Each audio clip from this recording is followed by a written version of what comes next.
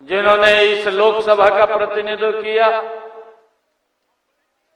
ऐसे हमारे लोकप्रिय मंत्री डॉक्टर अरविंद शर्मा जी,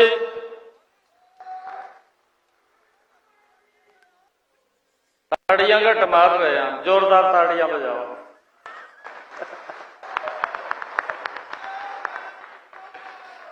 मैं ये सोच रहा था बैठे जब अरविंद जी खड़े हुए, मैं एक अफवाह फैलाई थी जहां अरविंद जी को लेकर के, झूठी अफवाह, कहा इन्हें अपना बजट नहीं बन रहा। मारे लोग बड़े बोले और इसको तो कहा भाई बजट नहीं बन रहा पूरा। ऐसे व्यक्ति झूठ बोलकर इसी के ऊपर ही अपना काम पूरा कर गए। कहा भाई अरविंद ने कहा अपना बजट नहीं बन रहा। परंतु मैं आप लोगों का धन्यवाद करता हूं, हरियाणा प्रदेश के लोगों का धन्यवाद करता हूं कि उसका जवाब विधानसभा में देने का काम हरियाणा के लोगों ने किया है। हमारे बीच में भारतीय जनता पार्टी के राष्ट्रीय सचिव, भारतीय जनता पार्टी के वरिष्ठ नेता, पूर्व में अध्यक्ष रहे ओम प्रकाश धनखड़ जी, राज्यसभा के हमारे सांसद रामचंद्र जांगड़ा जी, हमारे इस क्षेत्र के लोकप्रिय विधायक राजेश जून जी। मुझे खुशी है क्योंकि राजेश जून जी और दिनेश कौशिक जी, भाई दो आदमी आपके पास हैं। मैंने फोन करया, मैं कहा राजेश जी आपके साथ चाय पीनी है, और राजेश जी कहने लगे, कहा बिना शर्त भारतीय जनता पार्टी की सरकार को समर्थन है मेरा, और मेरा पूर्ण समर्थन रहेगा। भाइयों, दिनेश कौशिक जी और राजेश जून जी दोनों चुनाव लड़े। ये कई बार हुआ, मैं आपको कई कहानियां भी हैं, लंबा समय लग जाएगा, परंतु दोनों के दो मिलकर के आप लोगों की सेवा, बहादुरगढ़ के लोगों की सेवा ये मिलकर के करेंगे। मुझे खुशी है कि दोनों ने बहादुरगढ़ के विकास के लिए, यहां पर काम होने चाहिए विकास कार्यों के, उसको लेकर के दोनों ने यहां पर आवाज को उठाया है। मैं दोनों का दिल से धन्यवाद करता हूं। हमारे बीच में हमारे जिला के अध्यक्ष राजपाल जांगड़ा जी, कप्तान वीरधारा जी, संजय कबलाना जी, नगर परिषद की हमारी चेयरपर्सन सरोज राठी जी, और हमारे सैनी समाज के राष्ट्रीय अध्यक्ष दिलबाग सैनी जी, हरियाणा सरकार के चेयरमैन करमवीर सैनी जी, पंकज जैन जी, जवाहर सैनी जी, दिनेश शेखावत जी, गुरनाम सैनी जी, और हमारी दीदी वनीता जी, हमारी दूसरी दीदी अंजलि जी, हमारे भारतीय जनता पार्टी के वरिष्ठ नेता रवि सैनी जी, अनिल मानी जी, धर्मवीर वर्मा जी, और आज के कार्यक्रम के आयोजक जिन्होंने इस भव्य कार्यक्रम का आयोजन किया है, बहुत मेहनती है, पार्टी में लगातार पार्टी के काम को आगे बढ़ाते हुए दिन रात वो लोगों की सेवा करते रहते हैं। ऐसे आज के कार्यक्रम के आयोजक संजीव सैनी जी, भाइयों जोरदार ताड़ियां बजा करके इनका स्वागत करिए। आज मुझे ये खुशी है कि आज ऐसी महान नेत्री माता सावित्रीबाई फुले जिनकी आज जन्म जयंती है, आज इस अवसर के ऊपर मुझे आने का गौरव प्राप्त हुआ है। मैं माता सावित्रीबाई फुले की जन्म जयंती की आप सबको बहुत बहुत शुभकामनाएं देता हूं, आप सबको बधाई देता हूं। एक ऐसी क्रांति कि अग्रदूत जिनका जन्म 1831 में हुआ और जिन्होंने महिलाओं के सशक्तिकरण के लिए अपनी आवाज को बुलंद किया, ऐसी माता सावित्रीबाई फुले की जन्म जयंती के ऊपर हम एकत्र हुए हैं। आप सबको बहुत बहुत बधाई है।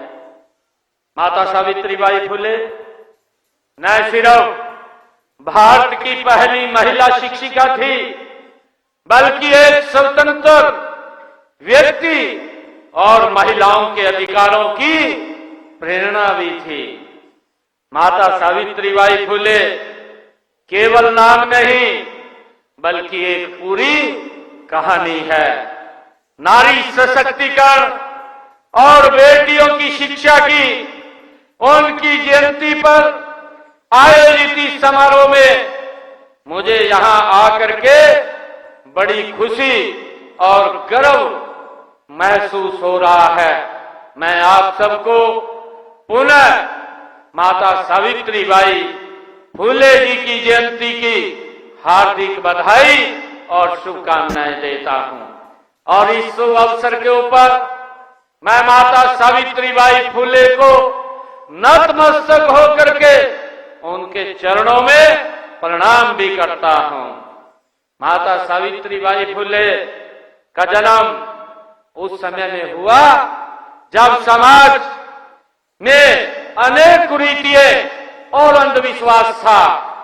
जाति व लिंग के आधार पर लोगों से भेदभाव किया जाता था, छुआछूत थी, महिलाओं की स्थिति उस समय में दयनीय थी। उनको पढ़ने का भी अधिकार नहीं था। उन्हें इन बातों का माता सावित्रीबाई फुले के जीवन पर गहरा असर पड़ा और उसी समय उन्होंने इन कुरीतियों को दूर करने और इस अंधकार को समाप्त करने के अधिकार पथ पर चलने की उन्होंने ठानी। और मुझे खुशी है कि माता सावित्रीबाई फुले जी भारत के नारी मुक्ति आंदोलन की पहली ऐसी समाज सुधारक थी जिनका विवाह केवल 8 वर्ष की आयु में ही, 9 वर्ष की आयु में ही वो हुआ है। 1940 में महात्मा ज्योतिबा फुले से उनकी विवाह हुआ और विवाह के समय वे ज्यादा पढ़ी लिखी नहीं थी और उनके पढ़ने और सीखने की लगन देखकर महात्मा ज्योतिबा फुले जी ने उन्हें आगे पढ़ाया और लिखाया और उनको सिखाया। और आज आजादी से पहले भारत में वह दौर था जब महिलाओं को पढ़ने की भी आजादी नहीं थी। कहते हैं कि एक दिन जब माता सावित्रीबाई फुले अपने घर पे किताब पढ़ रही थी तो उनके पिताजी ने उस किताब को हाथ से उनसे छीन करके बाहर फेंक दिया था। और उसी समय माता सावित्रीबाई फुले ने यह प्रण लिया था कि मैं तो स्वयं पढ़ूंगी, परंतु महिलाओं के बेटियों को शिक्षित करने के लिए भी मैं काम करूंगी। और उन्होंने उसको बखूबी आगे बढ़ाने का काम किया है। मुझे खुशी है कि यही नहीं, उन्होंने घोर अन्याय के विरुद्ध भी आवाज को बुलंद की और महिलाओं को शिक्षित करने के मिशन पर वो निकल पड़ी। उन्होंने 1848 में महाराष्ट्र के पुणे में एक पहला महिला विद्यालय खोला और जिसमें बेटियों को शिक्षित करने का निर्णय वो माता सावित्रीबाई फुले ने लिया है। और उनके जीवन के अंदर जो कष्ट आते थे, क्योंकि जब वो पढ़ाने के लिए स्कूल में जाती थी तो लोग उसको एक अलग दृष्टि से देखते थे और उसके कपड़ों के ऊपर कीचड़ फेंकते थे ताकि वो बेटियों को पढ़ाने के लिए ना जा सके। उसके अंदर बड़ा अवरोध पैदा वो करती थी। परंतु माता सावित्रीबाई फुले का एक मिशन था और उस मिशन के अंदर उन्होंने जब स्कूल में पढ़ाने के लिए वो जाती थी तो एक सूट अलग से अपने थैले में डाल करके ले जाती थी कि अगर लोग उसके कपड़ों को खराब करते थे वो कपड़े बदल करके बेटियों को पढ़ाने का काम माता सावित्रीबाई फुले करती थी। ये ऐसा जज्बा कि उन्होंने उस कुरीति को समाप्त किया। जब बेटियों को शिक्षित करना ही अपराध माना जाता था, ऐसी देश की महानायिका जो पहली शिक्षिका हुई है माता सावित्रीबाई फुले, उसको मैं नमन करता हूं। और मुझे खुशी है देश के यशस्वी प्रधानमंत्री आदरणीय नरेंद्र मोदी जी ने भी अपनी मन की बात में जो 108वां एपिसोड था माता सावित्रीबाई फुले का जिक्र करते हुए आदरणीय प्रधानमंत्री नरेंद्र मोदी जी ने कहा, उन्होंने अपने शब्दों के अंदर कहा था कि उनका नाम आते ही सबसे पहले शिक्षा और समाज सुधार के क्षेत्र में उनका योगदान हमारे सामने आता है।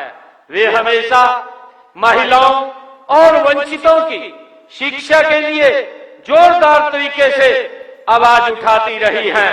वे अपने समय से बहुत आगे थी और गलत प्रथाओं के विरोध में हमेशा मुखर रही हैं।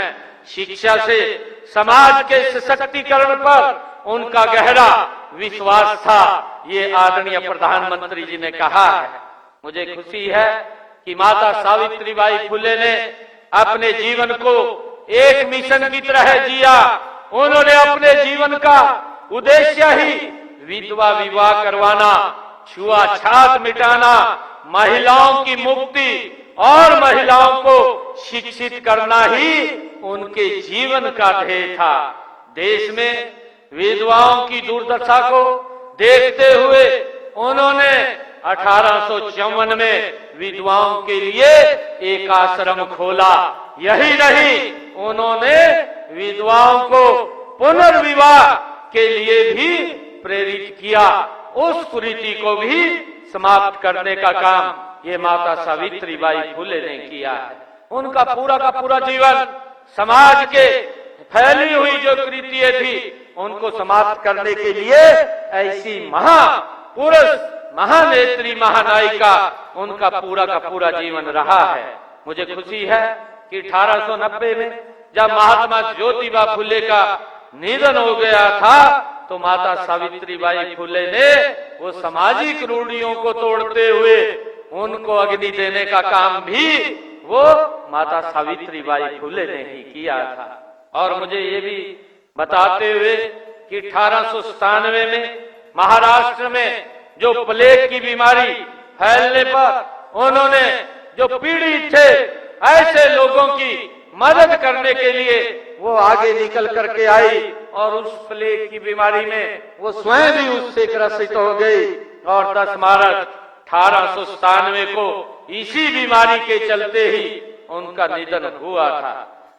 मैं आज आप लोगों को समाज सेवा की राह पर चलते हुए ही उन्होंने अपने जीवन की आहुति भी समाज और देश के नाम दे दी थी। मानवता की सेवा में समर्पित उनका जीवन आज भी हम सभी को प्रेरित करता है, उनसे हमें प्रेरणा मिलती है। और मुझे ये खुशी है कि उन्होंने महिलाओं के लिए, बेटियों के लिए जो काम किया है, माता सावित्रीबाई फुले जी के जीवन से ही प्रेरणा लेकर के ये हमारी सरकार निरंतर काम कर रही है। मुझे खुशी है जिसका जिक्र अभी किया भी गया, आदरणीय प्रधानमंत्री जी ने हमारे हरियाणा की भूमि को चुना था। ये 2015, ये फरवरी 2015 की बात आदरणीय प्रधानमंत्री जी हमारे पानीपत की ऐतिहासिक भूमि के ऊपर आए थे और उन्होंने आकर के यहाँ पर बेटी बचाओ बेटी पढ़ाओ का नारा दिया था, क्योंकि हमारे हरियाणा के अंदर बहुत ज्यादा अंतर बेटा और बेटी के अंदर था। उस अंतर को समाप्त करने के लिए आदरणीय प्रधानमंत्री जी ने इसी हरियाणा की ऐतिहासिक भूमि पानीपत से ये देश के लिए आह्वान किया था और मुझे खुशी है कि उस आह्वान को देश के लोगों ने स्वीकार किया और बेटियों को सम्मान देते हुए उनको आगे बढ़ाने का काम किया है।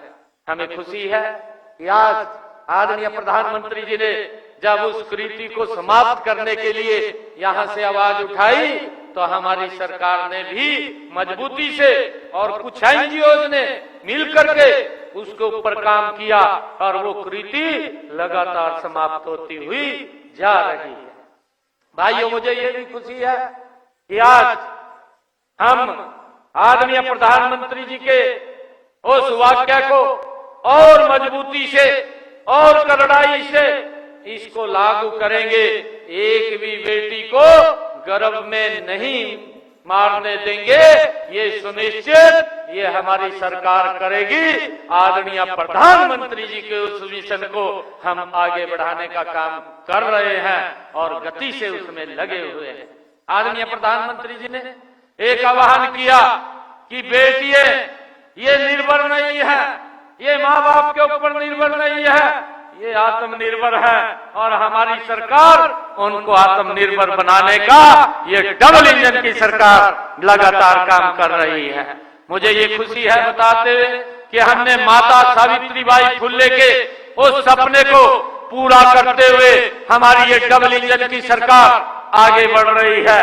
हमने आदरणीय प्रधानमंत्री जी ने महिलाओं को एक स्किल दिया, ड्रोन दीदी बनाया और मुझे ये खुशी है कि हमने हरियाणा प्रदेश के अंदर एक टारगेट लिया कि हम 5,000 महिलाओं को हम ड्रोन दीदी बनाएंगे और उनको 8 लाख रुपए का ड्रोन भी मुफ्त में देने का काम ये हमारी सरकार करेगी। अब तक हमने 100 महिलाओं को ड्रोन दीदी बनाया है और उनको 8-8 लाख रुपए का हमने फ्री में मुफ्त में ड्रोन देने का काम किया है ताकि हमारी बेटियां आत्मनिर्भर बन सके, वो अपना काम कर सके। ये हमारी सरकार ने भाइयों मजबूती से काम किया है और मुझे ये खुशी है कि अभी आदरणीय प्रधानमंत्री जी फिर पानीपत के अंदर आए थे, जिसका भी जिक्र हुआ है कि हमारी जो बहनें हैं उन बहनों को आत्मनिर्भर और मजबूत सशक्त करने का काम ये हमारी सरकार कर रही है। हमने आदरणीय प्रधानमंत्री जी ने पूरे देश के लिए बीमा सखी योजना वो पानीपत की ऐतिहासिक भूमि से उसको लॉन्च किया है और इसका लाभ हमारी बहनों को बेटियों को मिलेगा ताकि वो बीमा कर सके।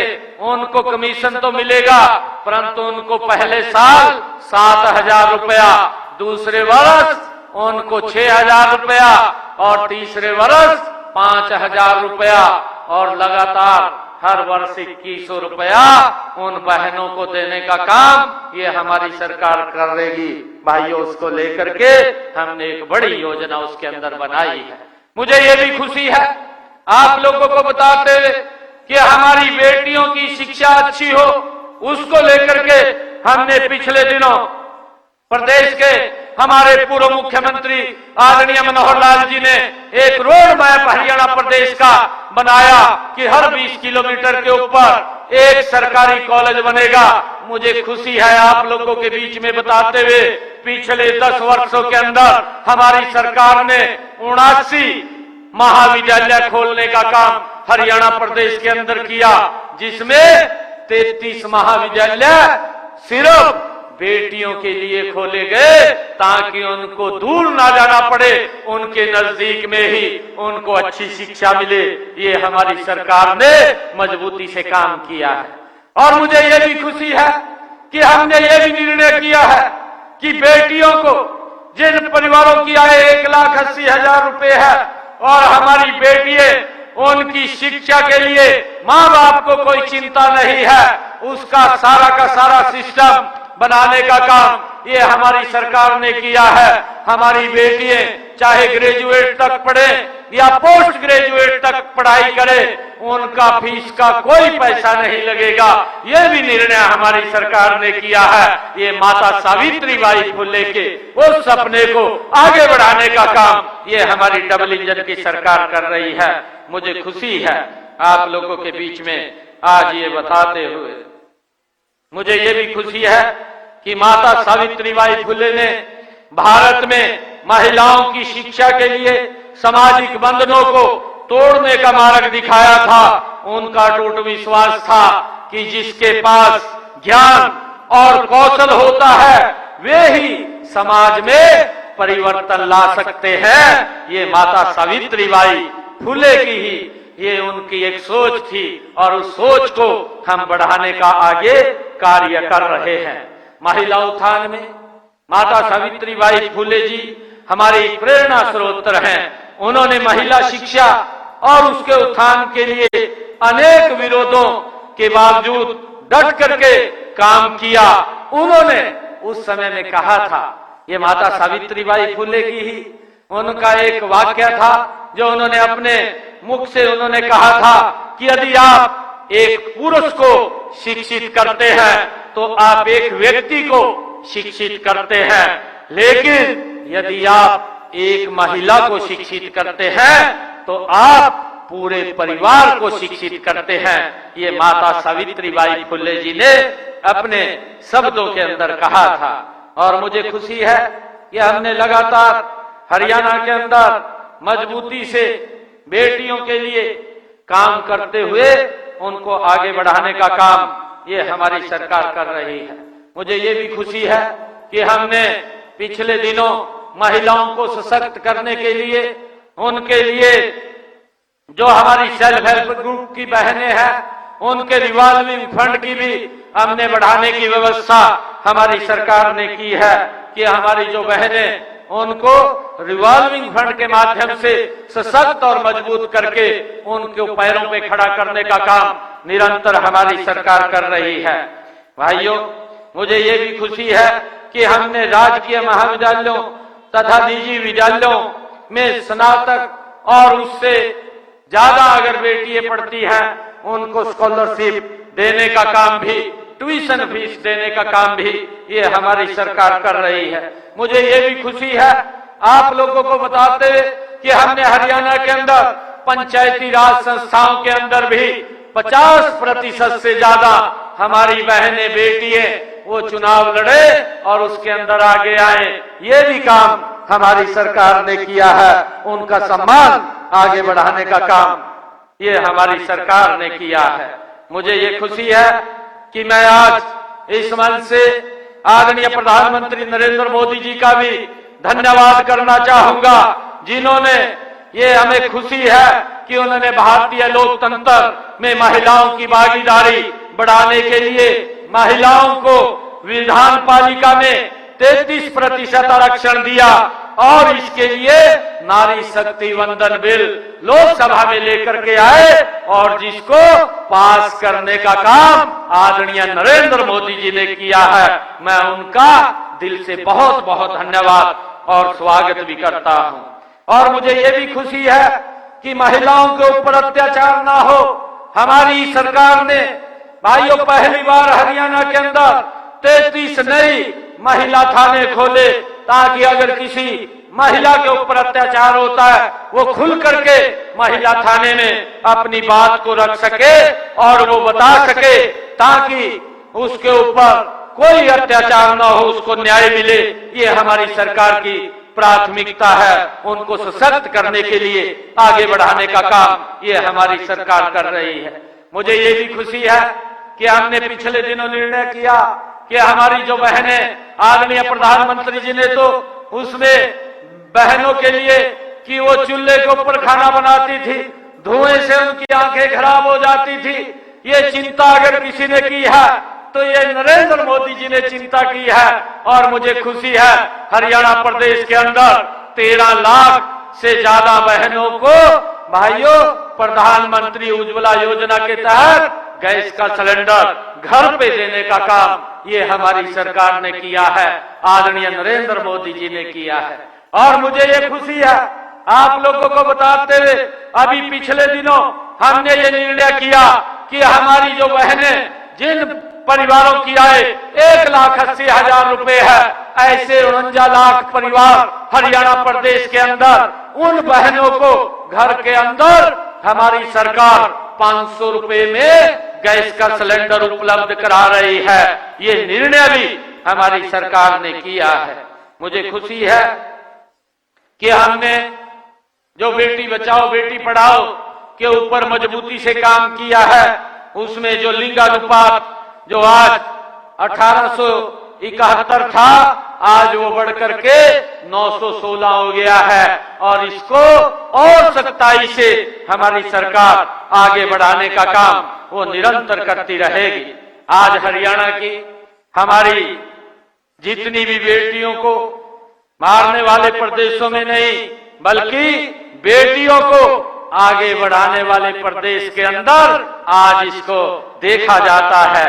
माता सावित्रीबाई फुले को हमारी यही सच्ची श्रद्धांजलि होगी कि हम मिलकर के इन बेटियों को आगे सशक्त और मजबूत करते हुए उनको बचाने का काम ये हमारी सरकार निरंतर कर रही है। मुझे ये भी खुशी है कि बाबा साहेब डॉक्टर भीमराव अंबेडकर जी ने ये कहा था, डॉक्टर भीमराव अंबेडकर जी ने कहा था कि किसी भी समाज की उन्नति का आंकलन करने के लिए उसमें महिलाओं की स्थिति पर नजर डालनी चाहिए। उनका मानना था कि महिलाओं की उन्नति तभी संभव होगी जब उन्हें समाज, परिवार और घर में बराबरी का दर्जा मिलेगा। इसके लिए उन्हें शिक्षा और आर्थिक तरक्की दिलाना जरूरी है। ये डॉक्टर भीमराव अंबेडकर जी ने ये अपने शब्दों में महिलाओं के लिए ये बात कही थी। मैं आप सबको ये विश्वास भी दिलाता हूं कि हम महिलाओं को सशक्त करने में, शिक्षित करने में हम दृढ़ संकल्प हैं और इस संकल्प को पूरा करने के लिए जो कुछ भी करना पड़ेगा हमारी सरकार वो निरंतर करेगी। आज मैं आप लोगों को बधाई भी देता हूं आज इस अवसर के ऊपर। और एक बात मैं ये भी आप लोगों के बीच में आज कहना चाहता हूं, क्योंकि आप लोगों ने हरियाणा के अंदर नॉन स्टॉप तीसरी बार नरेंद्र मोदी जी की सरकार के ऊपर विश्वास करते हुए हरियाणा के अंदर भी तीसरी बार सरकार बनाने का काम ये आप लोगों ने किया है। मैं आप लोगों को दोनों हाथ जोड़ करके प्रणाम करता हूं, आप सबका दिल से धन्यवाद करता हूं। और एक बात और कहने जा रहा हूं भाइयों, यही अभी 6 फरवरी को पड़ोस में चुनाव है भाइयों, उसका ध्यान करना। झूठ बोलता रहता है सारा बल, साफ कर दो। जिस तरह यहाँ झूठ बोल कर हमारे अरविंद शर्मा को लाले पुआई दिए थे लोकसभा के अंदर, कह दिया कहा इसने तो कहा अपनी ग्रांट के पैसे नहीं बांटे। मैं पूछ रहा था अरविंद जी को, मैं कहा अपने बांटे नहीं, कहा जी सारा बांट दिया, पता नहीं कहा से ठहलिया और वो बात फैलाई दी, फैलाएगा झूठ बोल दिया और अपना उल्लू सीधा कर लिया। मेरा आप लोगों से आग्रह है, बहादुरगढ़ की सरदारी से जितनी भी यहाँ सरदारी बैठी है और जो यहाँ आए नहीं है, जो हमारी आवाज को सुन रहे हैं, भाई आपके लाग पास जितनी भी विधानसभाएं यहाँ बहादुरगढ़ के लाग लगती हैं, उन सब के घरों में जाकर के आप उनको बताइए कि हमारी हरियाणा की सरकार आम लोगों के हित में मजबूती से काम कर रही है। आप नरेंद्र मोदी जी के नेतृत्व में यहाँ पर दिल्ली में सरकार बनाइए, वो सारी की सारी लोगों तक सुविधाएं पहुंचाने का काम ये हमारी सरकार का होगा। भाइयों, हमने अभी आदरणीय प्रधानमंत्री जी ने बिजली मुफ्त योजना, प्रधानमंत्री मुफ्त बिजली योजना का शुभारंभ किया है। 1,10,000 रुपए उसके ऊपर खर्चा आता है और ये निर्णय हमने किया है, उस सिस्टम को सुधार रहे हैं। मैं अभी उसको रिव्यू कर रहा था। जब से मैंने इस योजना को, प्रधानमंत्री जी ने इस योजना को लॉन्च किया, हमने हरियाणा के अंदर इसको लागू कर दिया। लगभग 12,000 के करीब में घरों की छतों के ऊपर ये सोलर पैनल लग गए हैं। 1,10,000 का लगता है, 80,000 रुपए केंद्र सरकार देती है, बाकी का पैसा हरियाणा सरकार देती है। और छत के ऊपर 2 किलोवाट का सोलर पैनल लगता है, कोई पैसा खर्च नहीं होता है और बिल 0 आता है, कोई बिजली का बिल नहीं आता। इस सिस्टम को सुधारने का काम ये हमारी सरकार ने किया है। भाइयों, इसके बारे में भी बताना चाहिए कि हमारी सरकार ये काम कर रही है। वहां तो बातें ज्यादा होती है, काम कम होता है। भाइयों, अभी पिछले दिनों जब वो शुरू में आया था, कहने लगा था कि मैं यमुना को साफ करूंगा, आपके सामने है 10 साल से भी ज्यादा का समय उसको हो गया। आज तक यमुना की स्थिति वैसी की वैसी है जैसी स्थिति भाइयों 10 साल पहले थी। खाली बात होती है, काम नहीं होते हैं। भाइयों, इन बातों से हमने बचना भी है।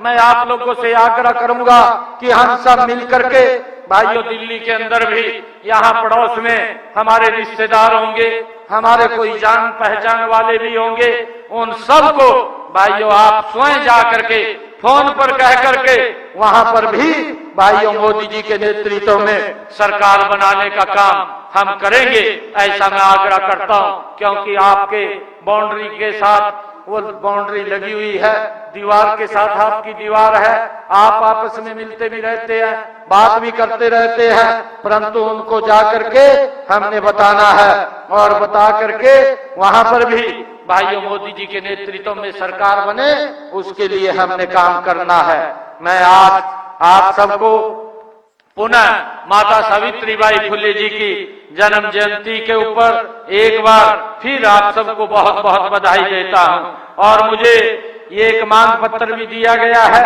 हमारे दोनों जो विधायक महोदय हैं और हमारे दिनेश कौशिक जी हैं, इन्होंने एक मांग पत्र दिया है और इसमें जो इन्होंने लिखा है कि माननीय मुख्यमंत्री जी, लाइन पर बाहरी फाटक पर अंडरपास का निर्माण किया जाए। भाइयों, इसको भी हम स्वीकार करते हैं, इसकी फिजिबिलिटी करा करके इसको पूरा करवाने का काम करेंगे। हमारे जून साहब और दिनेश कौशिक जी ने जो ये मांग पत्र मिल करके दिया है, इसमें इन्होंने उत्तरी बाईपास के निर्माण के बारे में भी कहा है कि फंड के कारण वो पूरा नहीं हो रहा, काम रुक रहा, वो भी चालू हो जाएगा और गति से चालू होगा। इसको भी हम भाइयों आज इसकी भी घोषणा करते हैं। और एक और कहा है कि बहादुरगढ़ रोड का निर्माण शीघ्र किया जाए। ये बहादुरगढ़ रोड जो टूटा हुआ है, इसका भी निर्माण हो जाएगा। इसको भी मैं आज ये बोल करके जाता हूं। इसकी पूरी फिजिबिलिटी चेक करा लेंगे और चेक करा करके इसको पूरा करने का काम ये हमारी सरकार करेगी। और बहादुरगढ़ से असौदा तक इस मेट्रो को भी बढ़ाने की प्रपोजल, वो आगे बढ़ाने का काम इसको हमारी सरकार करेगी। और भाइयों, नगर निगम, ये बहादुरगढ़ नगर परिषद को नगर निगम बनाने की बात इसके अंदर कही गई है, इसकी भी पूरी फिजिबिलिटी चेक करवा करके इसको भी, अगर ये नगर परिषद बनेगी तो इसको भी बढ़ाने का काम हम करेंगे। और पुराने कोर्ट के पीछे खाली पड़ी जमीन पर एक पार्क के निर्माण की बात कही गई है। मोहन नगर, महावीर पार्क, नेहरू पार्क और उत्तम नगर की जनता को इसका लाभ मिलेगा। यहाँ पर एक पार्क का निर्माण वो कराया जाएगा। और पुराने बस अड्डे पर खाली जगह पड़ी है, इन्होंने व्यायामशाला की, योगशाला की बात वहां पर कही है, उसकी भी फिजिबिलिटी चेक करवा करके, क्योंकि मैंने आज फिजिबिलिटी चेक नहीं करवाई, तो वहां पर भी इस व्यायामशाला का निर्माण वो कराया जाएगा। और नई अनाज मंडी की भूमि अधिकृत की हुई है, जो इन्होंने लिखा है, इसको भी चेक करवा करके उसका भी काम शुरू करवाया जाएगा। और कच्ची कॉलोनी को विकसित हो चुकी है। जितनी भी कॉलोनियां हैं, हमने जो अनऑथराइज कॉलोनियां थी उनको पिछले दिनों पक्का किया है। अगर कोई ऐसी कॉलोनी छूटी है उसको मंगवा करके उसको भी पूरा करवाने का काम किया जाएगा। सेक्टर 2 की ग्रीन बेल्ट को के रूप में उसको भी स्वीकृति दी जाएगी। उसके लिए भी मैं आज यहाँ पर घोषणा करता हूँ। और वार्ड 7, वार्ड 10 में छठ घाट का निर्माण यहाँ कराने की बात कही गई है। उसको भी चेक करवा करके छठ पूजा घाट की व्यवस्था वहां पर करवाई जाएगी। ये भी मैं आज घोषणा करता हूं। बहादुरगढ़ विधानसभा के 31 गांव और 31 वार्डों की छोटी छोटी समस्याओं का समाधान के बारे में ये कहा गया है। इसके लिए मैं हमारे राजेश जून जी, हमारे विधायक जी और दिनेश कौशिक जी, ये दोनों के दो बैठे हैं। ये मिलकर के ये तो आप लोगों को बड़ा लाभ हो गया। ये 2 व्यक्ति आपको मिल गए भाई यहाँ काम कराने वास्ता, और ये गति से बहादुरगढ़ के काम होंगे। मैं इन कामों के लिए अलग से 5 करोड़ रुपया मैं आज यहाँ दे करके जाता हूँ। राजेश जी और दिनेश जी ये जहां पर भी कहेंगे तो उसको पूरा करवाने का काम ये हमारी सरकार करेगी। और मुझे खुशी है कि आज जो बात कही भी गई है, माता सावित्रीबाई फुले जी की आज जयंती है। हमने राजकीय महिला कॉलेज लोहारू का नाम माता सावित्रीबाई फुले के नाम से वो उसको रखा है। और मैं आज ये भी कहता हूं कि माता सावित्रीबाई फुले जी की जयंती राज्य स्तर के ऊपर आगे जो अगली जयंती होगी उसको राज्य स्तर के ऊपर मनाने का काम हरियाणा सरकार करेगी। ये भी मैं घोषणा करता हूं। आप सबको मैं इस अवसर के ऊपर बहुत बहुत बधाई और शुभकामनाएं देता हूं। माता सावित्रीबाई फुले जी के जयंती के CPLO के हमारे ये सभी भाई खड़े हैं, इनके बारे में भी हम विचार कर रहे हैं। मैंने अधिकारियों को कहा है कि गति से वो काम हो, जो भी व्यवस्था आप लोगों की बनेगी उसको देख करके क्या रास्ता उसमें से निकलता है वो रास्ता निकाल करके उसको आगे बढ़ाने का काम किया जाएगा। आप सबका बहुत बहुत धन्यवाद। जय हिंद, जय भारत, जय भारत मां। एक जोरदार जयकारे के साथ भारत माता के, भारत माता के, वंदे वंदे। बहुत बहुत धन्यवाद।